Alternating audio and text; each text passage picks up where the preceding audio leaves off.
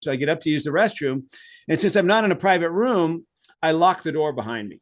And that was not a smart thing to do, because as soon as I locked the door, then I passed out and I hit my face on the sink, and I ended up knocked out on the ground, on the floor in the bathroom.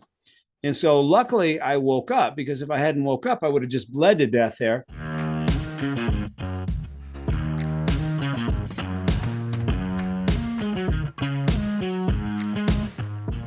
In this special bonus episode, I get to share some additional information with you about Dr. Gary Sanchez. Now, if you haven't listened to that episode yet, it's episode number 2, and in it, Dr. Sanchez shared his background about going from being a top dentist to helping people find their purpose. You can listen to it right after this one. I knew when I was recording that episode that there was something missing, and sure enough, there was. I had dinner with Dr. Sanchez here in Austin shortly after I recorded that first podcast, and that's when I heard the magic. He was holding out on me. So I asked if he would be willing to come on the podcast again and share his story, and thankfully he did. You're going to love this podcast, and something in it is going to flip the switch that you've been needing turned on. Now, I don't know exactly what that is for you, but just that this is exactly what you've been looking for. Dr. Sanchez also invited me to be a guest on his podcast. So if you've ever wondered what my backstory is and what I'm all about, why I'm recording this, you can find out on that episode. The link will be in the show notes. While you're there, there is a discount code for you to receive up to 50% off his Y.OS surveys. There's a higher level tier and a mid-level tier, so you can choose which one works for you. Frankly, I went with a higher level one that gives you 3 different survey results, and I really like that one. The insight is great, and it's going to help you figure out who you are and why you do the things you do. Oh yeah, one more thing. We're a community of entrepreneurs helping other entrepreneurs. If you'd like additional resources related to the podcasts, go to icrichpeople.com to get show summaries, worksheets, and other goodies. And now to this bonus episode. Well, I'm excited to have Dr. Gary Sanchez back with us today for this bonus round. And the reason that we're having this is because Dr. Sanchez was, I think it was my second guest. I was still very, very new in podcasting, and he was gracious enough to be on the podcast. And I remember asking him about his backstory, and I got to a point where I was like, there's something more to this, but maybe he didn't want to share it. So we went out to dinner shortly after that podcast, and I learned the real situation. And so let's take you to that point that you are super successful. You have a Y.OS. You help people find their why. Do you want to share a little bit about where you are now, and then we'll get to the backstory? Yeah, so I developed the software that helps people find their why, their how, and their what, and builds their personal message for them. So it gives you the words to tell the world exactly who you are, right? People don't know what they want because they don't know who they are. You help them figure out who they are, and it becomes infinitely easier to help them figure out what they want. And, again, that's one of the most challenging questions to answer is, what is it that I want? There's this unlimited menu of options and things you could do with your life, people you could connect with, and how do you make that decision? Well, finding your why, how, and what, which we call your YOS or Y operating system, is the first step in doing that. And so I developed the software that does that for you. But what we were talking about is I did that. I developed this whole Y Institute while I was a dentist. And so I was a dentist for about 32 years. I was struggling to figure out my own why. Once I figured it out, I started helping anybody who would let me find theirs. So if you were a patient in my practice, you were going to get your why discovered. If you're sitting next to me on an airplane, you're going to get your why discovered. And I did this for thousands of people for free for the next 7 to 10 years. Just because it was something that was a better way to help people understand themselves, and I wanted to share it with them. So the question I often get is, why did you leave dentistry? Because at that time, my practice was doing very, very well, right? I was working 3 days a week. I was making a lot of money. I could have just wrote it out. It's what I had studied for 30 years to do. And how did you end up making the switch from that to creating your own company called the Y Institute and bringing this to the world through speaking and software? That's a very hard decision to make. So, for the listeners, Matt, I want you to imagine that you went to 8 years of college to do this, right? Undergrad and dental school. And then you got out of dental school and you started taking 250 hours of continuing education every year to be a premier dentist. Most dentists take 20 hours a year. I was doing 250 hours every year. Wow. Invested millions of dollars into our practice and technology and all the stuff to become a very high level premier dentist. And now I'm going to walk away from that. That's not an easy thing to do. So what actually happened was I was at an event called Zozobra. Zozobra is like a Burning Man kind of thing they had in Santa Fe. I'm in Albuquerque. This was in Santa Fe. So I was there for a buddy's 45th birthday. And so we ate and drank a little too much, woke up the next day with a headache. Not a big deal. Took a couple Advil, went back to bed. Well, one of the Advil didn't dissolve and it lodged into my GI tract and it burnt a hole right where there was an artery. And I started bleeding internally and I didn't know it. I just didn't feel good. And I didn't know him. I just hung over, and so on my way back from Santa Fe, which is about an hour away, I went by the gym and said, I'm going to try to work this off. And then I get home after that and I'm still feeling crummy. And I start throwing up blood, a lot of blood, and blood starts coming out everywhere. And obviously realized that wasn't a good thing. So I went to the ER and they made me wait about 11 hours. It was a very busy weekend. So here I am. I even showed them a picture of when I was throwing up, what it looked like. And they're like, oh yeah, we know what's going on. And so they made me wait 11 hours. So by the time they finally admitted me, my blood pressure was 60/30. And I'd lost half of my blood. And being in the business you are, you know a lot about that. That's not very good. Yeah, you need a minimum. The top number is systolic. You need a minimum of 80 to perfuse your brain, to keep blood flow to your brain. So when he says his blood pressure's at 60, he's not perfusing his brain, which means his brain's not getting the oxygen that he needs. That's a terrible thing. And that was Burning Man weekend, you said? So not Burning Man, but it was called Zobro. It was more of a okay. show. It's not like a drug thing or it's just a one night show where they burn this huge puppet. So are there a lot of people in town like similar to Burning Man? So is that why the ER was overwhelmed? Yes, exactly. Well, and it was Labor Day weekend. Got it. Right? And so there was there's about 20,000 people that go to that event. But it's more of a show. It's more of like a present, oh, this big thing burns and everybody, it's a couple hours. And it's not like a drug infested, spend a weekend, running around naked kind of thing. So they finally admit me and they put me in a room that wasn't private because it was such a busy weekend. And so blood in your GI tract acts like a laxative. So you have to use the restroom. So I get up to use the restroom. And since I'm not in a private room, I lock the door behind me. And that was not a smart thing to do because as soon as I locked the door, then I passed out and I hit my face on the sink and I ended up, knocked out on the ground and on the floor in the bathroom.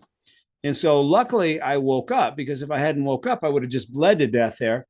And when I woke up, blood everywhere, I pushed the door open and then I passed out. And so the next thing I know, I wake up and somebody had found me. And the next thing I know, I wake up, I'm in this bed. They've cut all my clothes off. I have the 2 pads on me.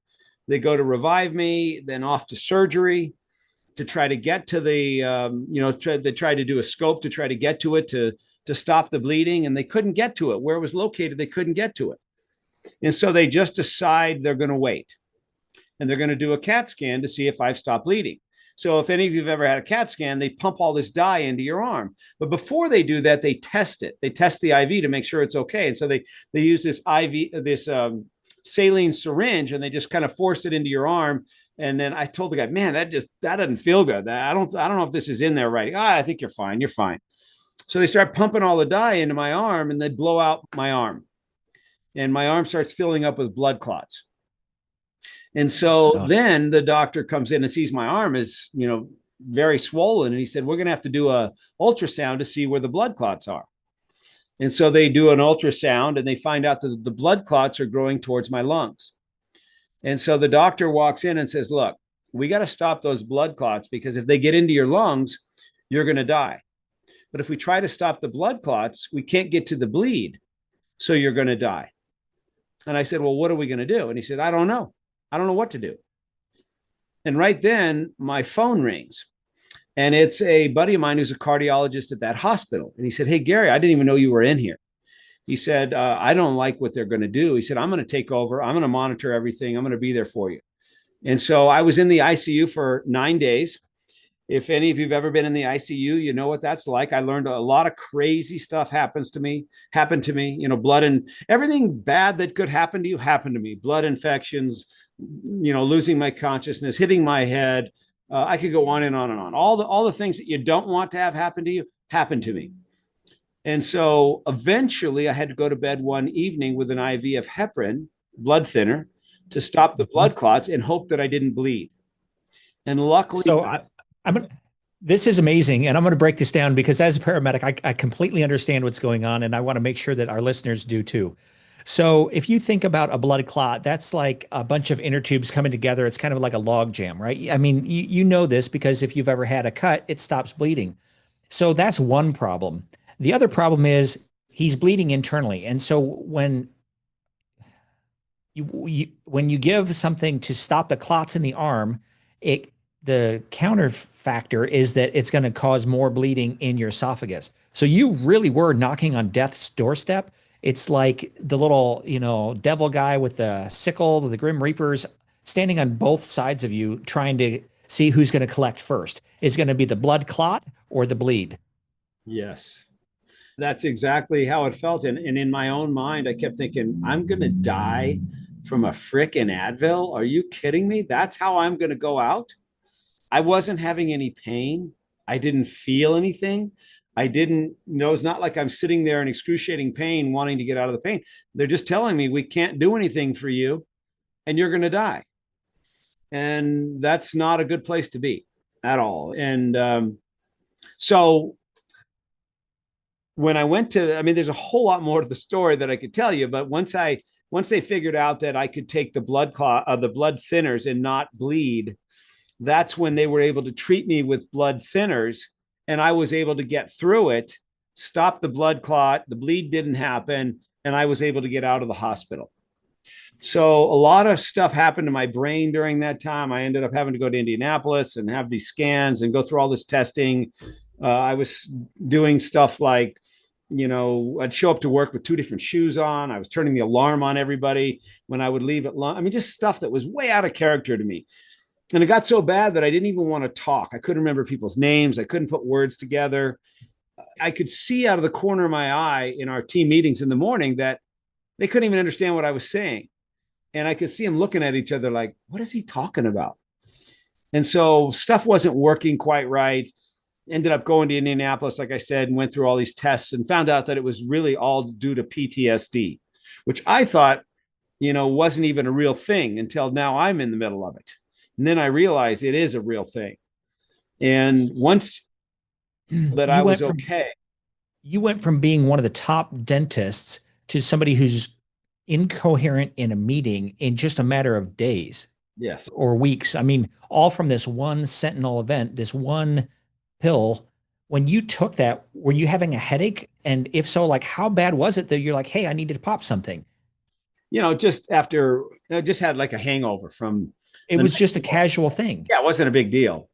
But wow. I wonder how many people listening will now change that behavior. I know in my head, I'm like, I'm not going to take anything unless I absolutely have to, because this almost killed you.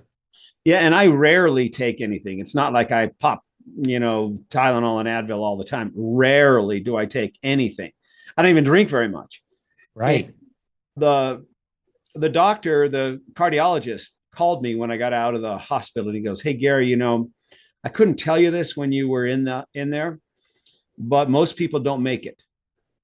And just because you were in really good shape, did you make it? He said, most people don't survive this. And then I found out afterwards how many other people have been through something just like this, but you don't even ever hear about it. From the same cause. From the same cause.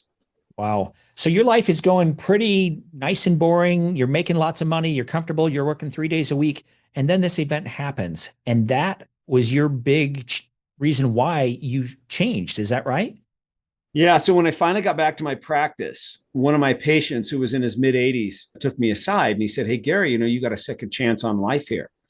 He said, "When you get to be my age and you look back on your time on earth here, are you going to be glad that you stayed a dentist? Or are you going to wish that you'd taken this why thing to the world?"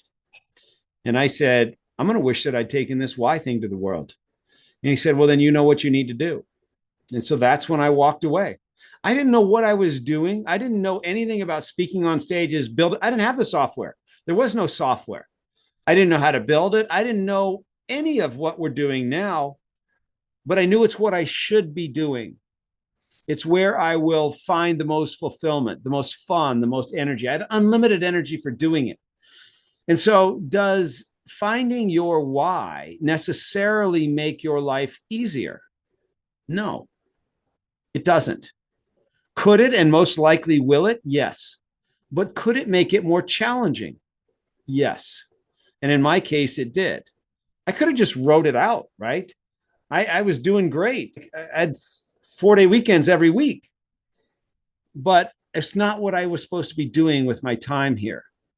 And so when I walked away, did I know what I was doing? No. Did I make a lot of mistakes? Yes.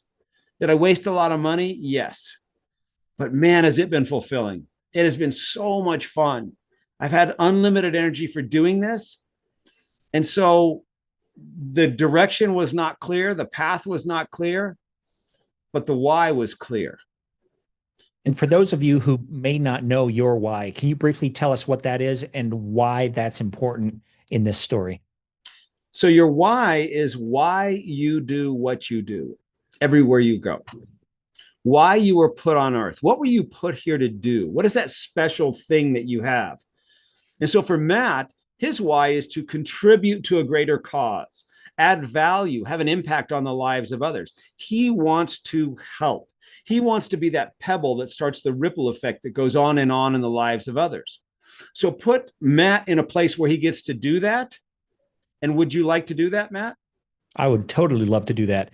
And I'm going to do a shout out. I was just on Dr. Sanchez's podcast, and that's going to be coming out. I'll post that. But that was such a treat. And if you want to hear about my backstory, he did a great job of helping me unpack that. So you're spot on that my why of contribute is to send that ripple effect. And that's why we have I See Rich People. Yeah. And for me, it was about finding a better way to help people understand themselves and then sharing that with the world. And when I get to do that, I've had unlimited energy for it ever since. That was about 6 years ago now that happened. And so I walked away, sold my practice, haven't looked back once, haven't even been back once, because This is what I should be doing. This is where I should spend my time. Again, it's not what I knew what to do, how to do it. I didn't have any experience with it, but I knew that's where I was supposed to spend my time, my energy, my resources, my connections. And it's been an awesome experience ever since. It's frustrating at times. Yes, it's the entrepreneurial experience, but I have unlimited energy for doing it. So this too will get through and we'll get to where we're trying to go, which is to help 1 billion people figure out who they are so they can live the life they were meant to live. If there's an entrepreneur out there, or maybe just somebody who's listening who maybe they're not even an entrepreneur and they just came across this podcast or they heard about you and wanted to learn more, what would you tell them if they're sitting there on that precipice? Do I jump or do I play it safe? Step 1, figure out who you are. Step 2, figure out if what you want to do is going to allow you to be that person, to live in alignment with it. So figuring out who you are, you can do that by figuring out your why, how, and what, which our software will do for you in 8 minutes, right? It only takes 8 minutes to go through and figure that out. But if you have another way to do it, you could do that as well. Maybe there's some other path that you want to take to figure out who you are. Go do it. And then decide whether what you want to do with your time, with your life, with your money is going to allow you to live in alignment with that. And if it will, jump. You'll love it. You won't look back. If it isn't going to, you could still do it, but you're going to run out of energy. If what you do is in alignment with your why, how, and what, you will love what you do. You will have passion for what you do. And passion is the fuel that gives you the energy to pursue your dreams. Without passion, you quit. With passion, you persevere. And perseverance is really the key in getting where you want to go. So make sure that what you want to do allows you to live who you were meant to be. I love that. As a paramedic, nobody said, I really hope I get to see a paramedic today on the worst day of my life. They get shot, they get stabbed, whatever it was, and suddenly I would show up at their doorstep. So just like you never know when when the day could be your last day. And so I would encourage all of you. I'm going to talk to you for just a second. If you're sitting there and you don't know which way to go, get Dr. Gary's thing, go to his survey. It will help you. It helped me. It helped my family. It helped us. But if you're sitting there wondering why, start with that. And then if you're one of those people who is like, I think I want to go start a business, then we should connect, because my goal is to help people who are beginning level entrepreneurs, or maybe you're already successful, but you're not as successful as you want to be. But we can help you get to the next level. And someday you will be grateful that you took that first step towards stepping into your greatness. That's not just within me. It's not just within Dr. Sanchez, but it's in all of us. And I believe that we are all here to take our time, talent, and treasure and help serve more people. And Dr. Sanchez, you've certainly done that. You have a great tool, great product. And I think this offer is still good. Do you have a discount code that our listeners could use? Yeah, use the code podcast50 and you'll get it for half off. It's only $97 to begin with. So for $50 and 8 minutes, you can take that first step to figure out, who am I? And once you've gone from uncertainty, which is where you probably are right now, you're just uncertain. Once you go from uncertainty to clarity, that's when you can make a decision. Right now, it seems impossible. But once you know who you are, then the other decisions become so much easier. How do I find my passion? How do I find my purpose? How do I find my direction? How do I talk about myself? How do I know if this is the right fit? How do I build my messaging, my marketing, my branding? All those how do I become so much easier when you first know who you are. If you don't know who you are, those questions seem impossible. When you know who you are, those questions become very easy to answer. So it's the first step in you figuring out you. It's like the center point that everything rotates around. And there's no mystery in this until you figure it out. Because I was doing this my whole life, but it just I wasn't able to connect the dot to the one dot until I took this and figured out my whys contribute, and it's no longer a mystery. And so I'm embracing this, and I see it show up everywhere in my life. Yeah. So after the bonus podcast, we might have a bonus now, because as we were wrapping up, Dr. Sanchez said, there's more to this story. And I said, no, should we turn the recording back on? And he said, I think it could be helpful to your listeners. So hit it. Well, it's really, I don't know if you can remember back to, I think it was Verizon that used to have the commercial on TV that was, can you hear me now? Right. It was the guy that's walking around with a phone. Can you hear me now? Right. No. Can you hear me now? And so that's really what it felt like to me, that I was not on the right path in a few different ways. But before all this happened, sports and racket sports, golf, racquetball, squash, tennis, pickleball, those are all kind of my things. And I had strangely tore my rotator cuff in my right arm. And so for like 2 years, I couldn't use my right arm. And it was kind of like this little knocking at me saying, hey, Gary, can you hear me now? I don't think you're on the right path, man. Can you hear me now? And I'm like, no, I got this. I got this figured out. And so then, it was kind of the bleeding thing. and I started bleeding and I started throwing up blood. Can you hear me now? No, I got this. I got it. I can take care of it. I'm going to the hospital. And then, in the hospital, when I get knocked, pass out in the bathroom and I wake up again, it's like, can you hear me now? I say, no, I got this. I still got this.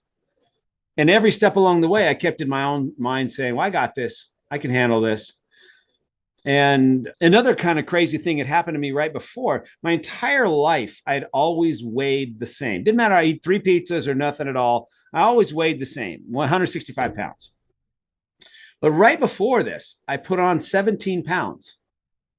Didn't make any sense. I don't know where I put on 17 pounds. Never in my life had that happened. And I didn't understand why that happened. But while I was in the hospital, then I went through the getting knocked out, hitting myself on my face on the sink, going through the, recover, having them revive me. Can you hear me now? No, I got this. All the way to where the doctor walks in and says, if we don't stop the blood clots, you're going to die. If we try to stop the blood clots, you're going to die. And then it was like, can you hear me now? And I'm like, yeah, I hear you, man. I hear you. And I felt like it was God talking to me. They're just saying, you're not on the right path. And I can hear you. I can hear you. I can't do this. I don't got this. This is something I don't have. And while I was in the hospital, I needed those 17 pounds to survive all the stuff that I went through.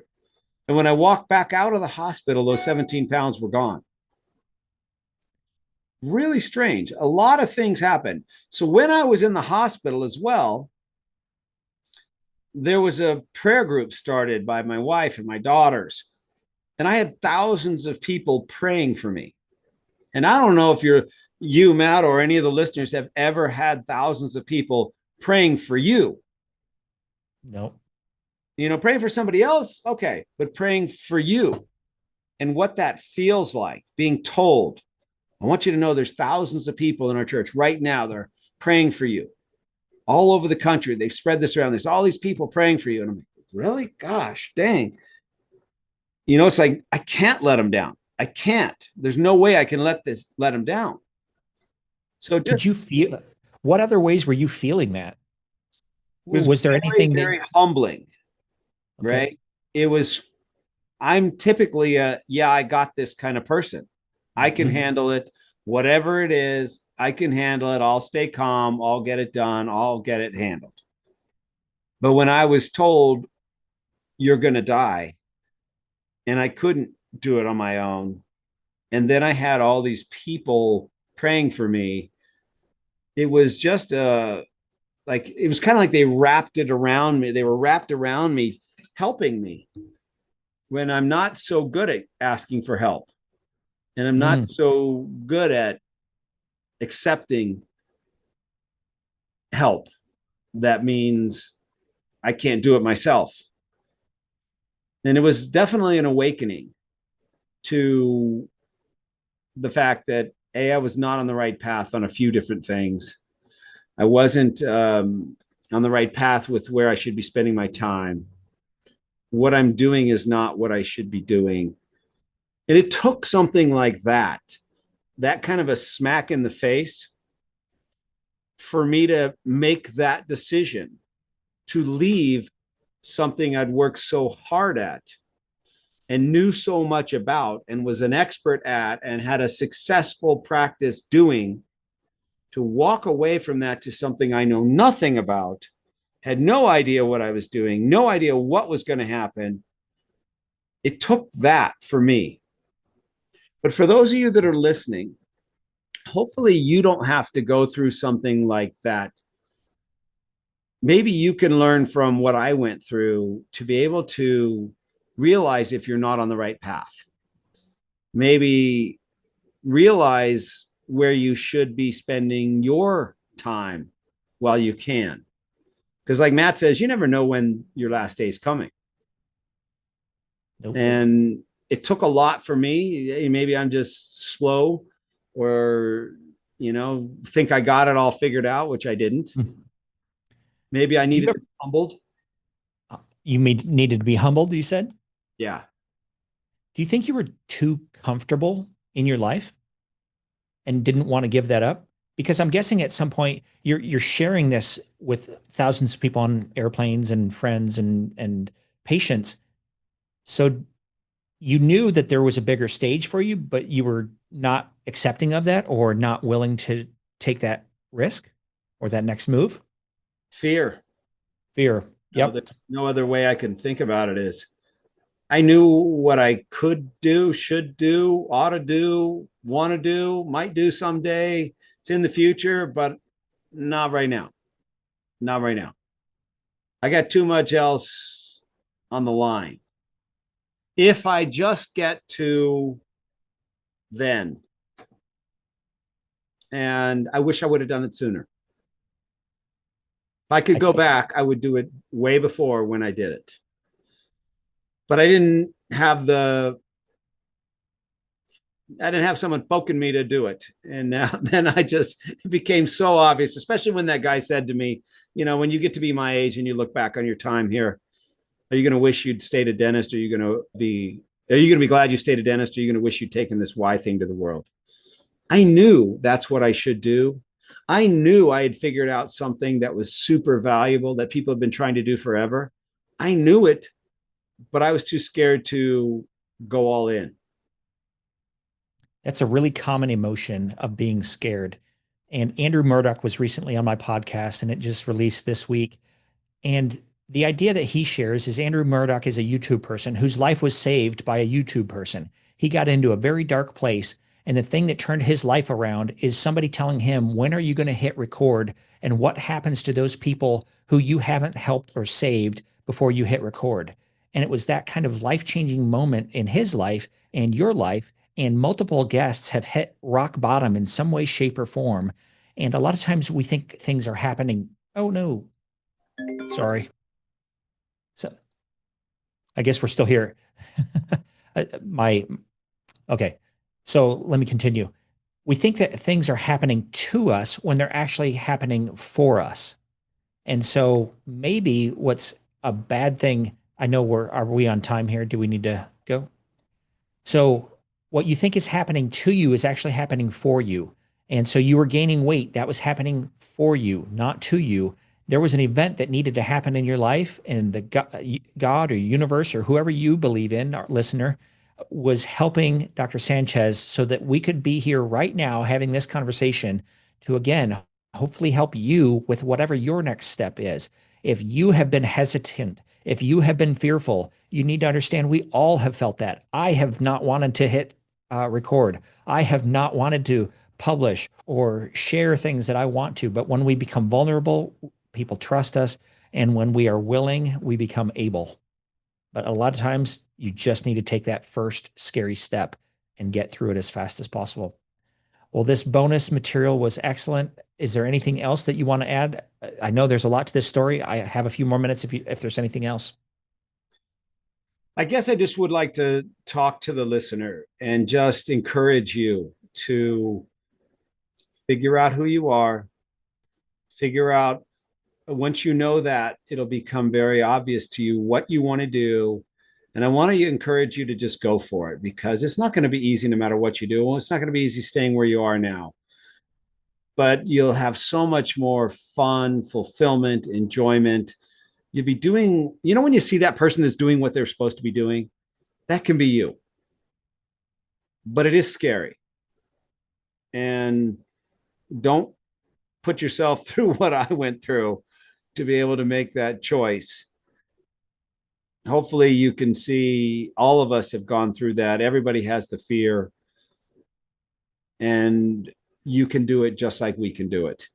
And I encourage you to live that life that you were meant to do. There's a great saying, and it's something like, imagine the day that you meet the person that you could have been. That would be probably the worst day of your life if you knew you could be great. You could do all these things. You could help millions of people, but you didn't. You sat on your hands. You were afraid. You didn't take the action you knew you should, and you would figure out how to do it, but you just needed to take that first step. be the great person that you're meant to be. That's why we're here. It's not the people who are the most depressed are only here for themselves. The people who are at the lowest income levels are generally only there for themselves. I'm not saying that you can't help people at a low income level. I'm saying if you want to climb to the next level of income in your life, you need to figure out how to help more people or help more people at a greater level so they can help themselves. So figure that stuff out, and you don't have to do it alone. Success leaves clues. The people you hang around with will impact you. You had a cardiologist friend, a cardiovascular surgeon who helped save your life. So it's all connected. So any last words? You can close this Yeah. out. The unexpected that came from it was you don't know who's going to step up and help you. You don't know who's going to step up and guide you. You don't know yet who's going to be there for you that you never expected to help you get where you want to go. Once you set your vision that scares the heck out of you and you start talking about it, there's going to be those people that say, hey, I want to help you get there. That's going to blow your mind that you didn't even know was possible. And so it's all there waiting for you. It's just making that decision that it's going to happen for you now. That's the hard part. Once you do, it'll all start to come together. So I encourage you to make the decision, figure out who you are, make the decision to live in alignment with who that is, and you're going to love your life. Absolutely.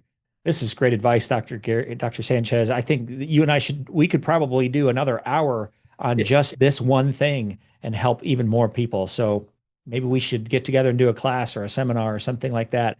If enough people are interested, I'd be happy to teach as well what both of you and I have learned through our career, through my career as a paramedic and a business owner, and likewise as a dentist, somebody who had gone through a pivotal moment like yours, and then figuring out how to help more people. Thank you again for the bonus material. So this has been really great. What's the website that they should go to, or where can they learn more about you? Yeah, just go to whyinstitute.com, whyinstitute.com, and you'll see it right there. You just discover your YOS. You could do the Y or the YOS. Y just finds your Y. The YOS finds your why, how, and what. That's the one I do, especially with the code that I just gave you for podcast 50. And for $50 and 8 minutes, you're going to know very clearly how to tell the world exactly who you are. And that podcast 50, it's the numbers 50 for the 50, yeah, 50. 50. All right. Well, Dr. Sanchez, thank you so much for coming back on and sharing this really, really insightful story and sharing why you switched to doing your why. I love it. Thanks, Matt. We'll see you next time. Want more? Click below for extra resources in our podcast vault. We have show summaries, action plans, and information about coaching.